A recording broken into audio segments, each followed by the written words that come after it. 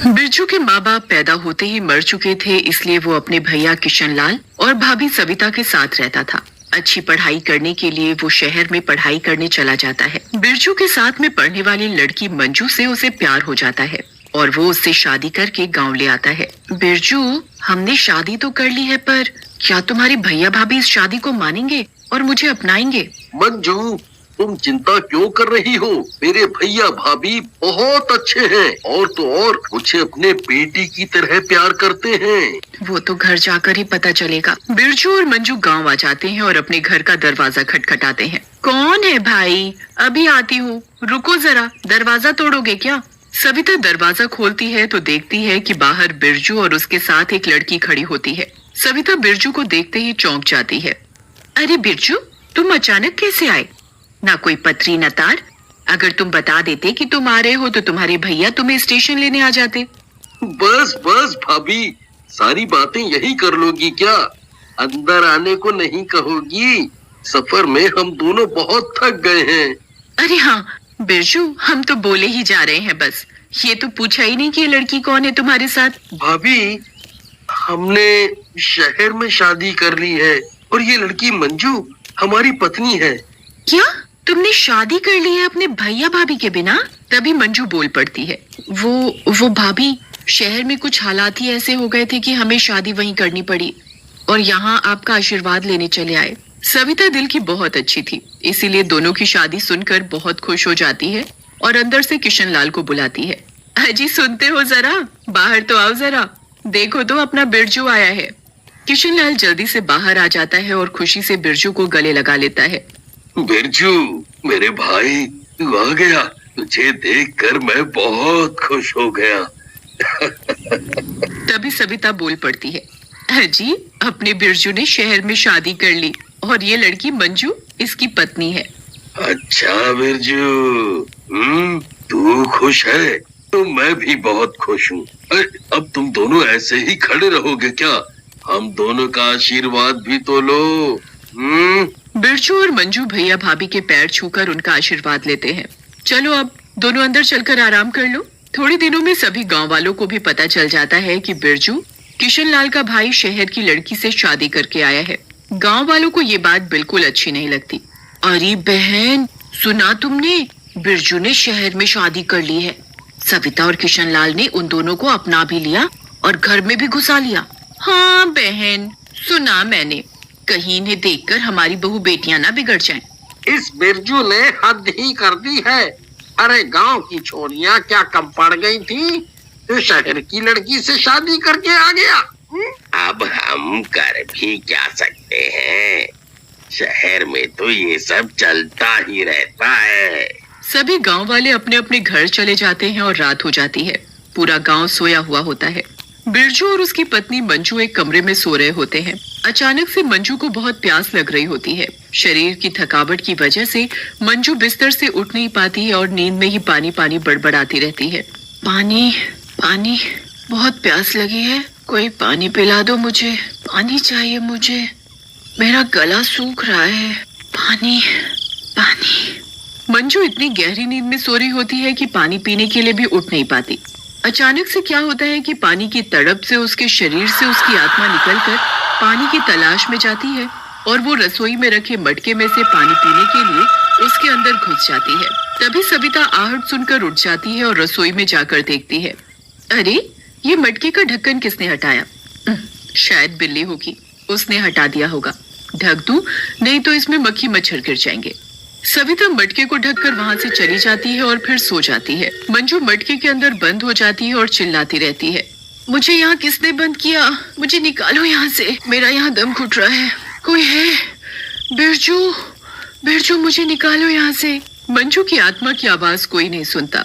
सुबह जब बिरजू सोकर उठता है और मंजू को उठाने की कोशिश करता है। मंजू, उठो, सुबह हो गई। अरे मंजू, उठना नहीं है क्या? चलो उठो, उठो। कोई हलचल नहीं होती। बिरजू उसे हिलाता है उठाने के लिए, पर मंजू नहीं उठती। तो बिरजू बहुत घबरा जाता है और भाभी और भैया को आवाज लगाता है। भाभी, भैया, जल्दी आओ, देखो ना मंजू को क्या हो गया है। ये तो उठ ही नहीं रही है, कोई जवाब भी नहीं दे रही। आवाज सुनकर दोनों बाहर आ जाते हैं। क्या हुआ बिरजू, इतना चिल्ला क्यों रहे हो? हाँ, और घबराए हुए भी हो। क्या हुआ? भाभी, भैया, मंजू कुछ बोल नहीं रही, देखिए ना क्या हो गया है उसे। हाय राम, मंजू तो मर चुकी है। नहीं, मेरी मंजू मर नहीं सकती। कल तक तो वो बहुत खुश थी, कल रात को तो हम दोनों ने बातें भी करी थी, फिर दोनों सो गए थे। भाभी, भाभी ऐसा मत बोलो, ऐसा मत बोलो। बिरजू, अपने आप को संभालो, अब मंजू इस दुनिया में नहीं रही। बिरजू बहुत रोता है तो रोने की आवाज सुनकर गांव वाले भी इकट्ठा हो जाते हैं। क्या हुआ भाई, इतना शोर क्यों हो रहा है और कौन रो रहा है? बिरजू रो रहा है, उसकी पत्नी मंजू अब इस दुनिया में नहीं रही। रात को ही पता नहीं क्या हुआ, सुबह वो मरी हुई मिली। ये तो बहुत बुरा हुआ भाई, कल ही तो बेचारा शादी करके लाया था और आज ये सब हो गया। अब क्या करना है भाई लोग, बिरजू की पत्नी का अंतिम संस्कार कर दो।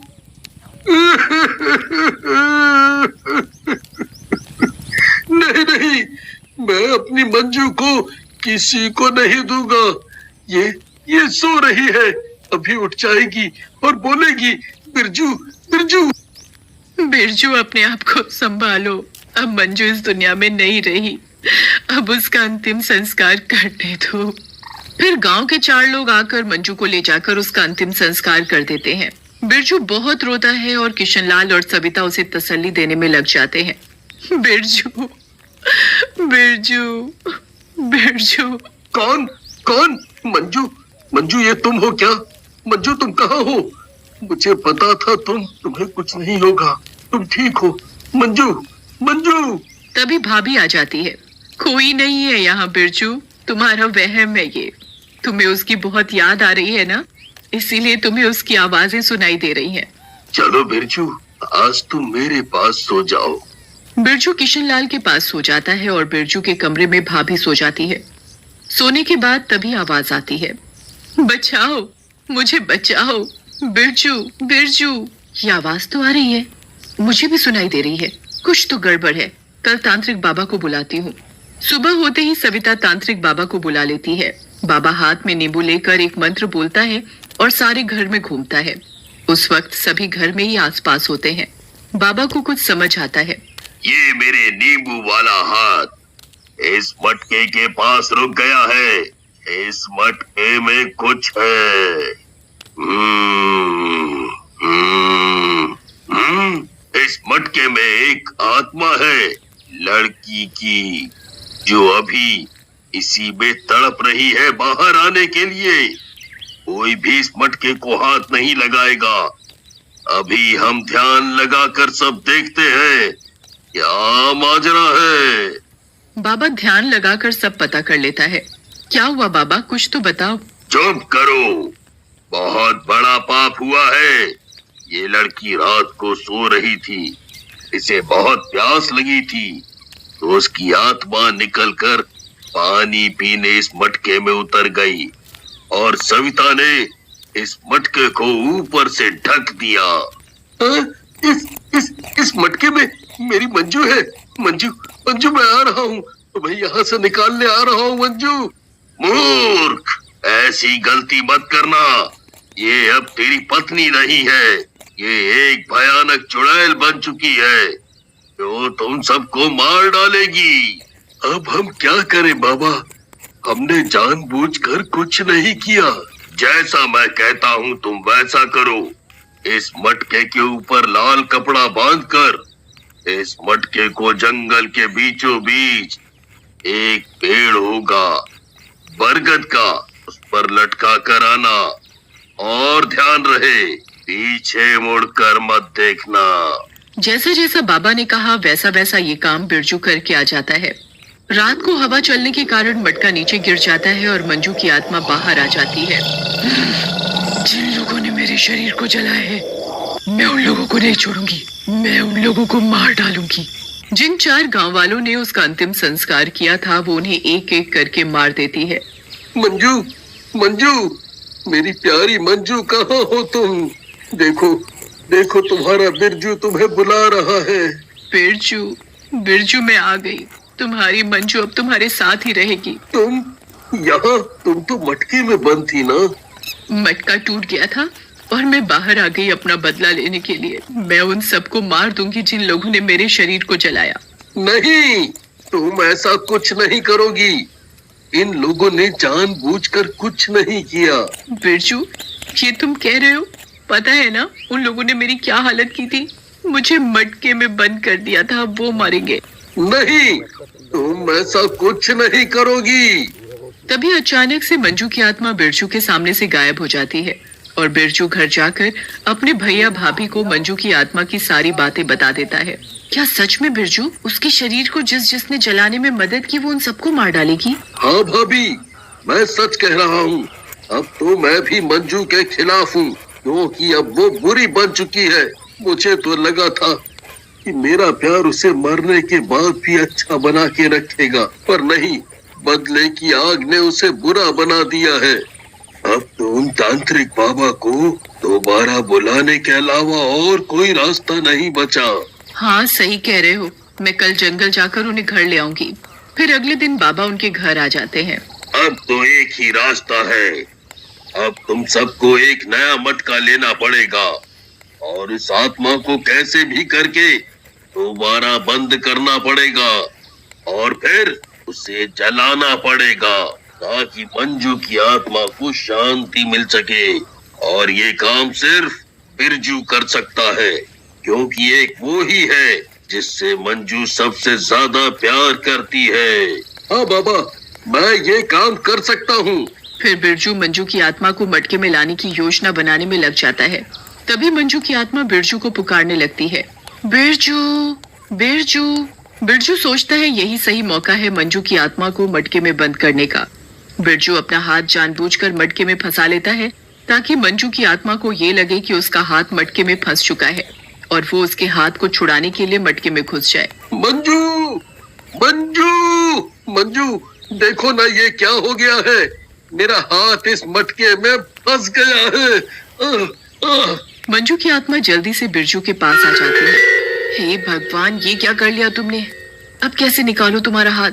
जल्दी से इस मटके में घुस जाओ और मेरा हाथ अंदर से धकेल कर निकाल दो।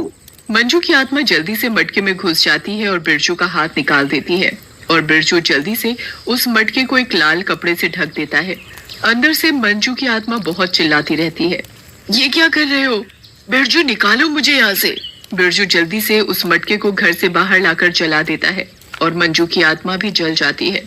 फिर मंजू